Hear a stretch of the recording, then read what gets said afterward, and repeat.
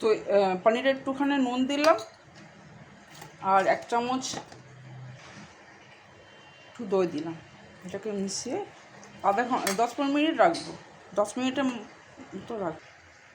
জিরে দিলাম, তেজপাতা দিলাম, পেঁয়াজ আদা রসুন বাটা দিলাম,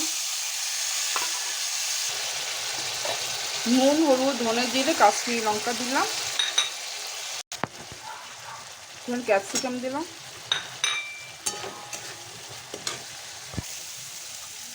একটু চিনি দিলাম, পানিটাকে দিয়ে দিলাম।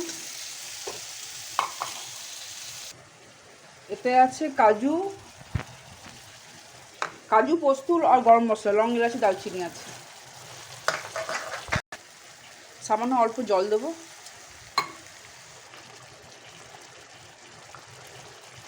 একটু ঘি দিলাম কারণ কাজু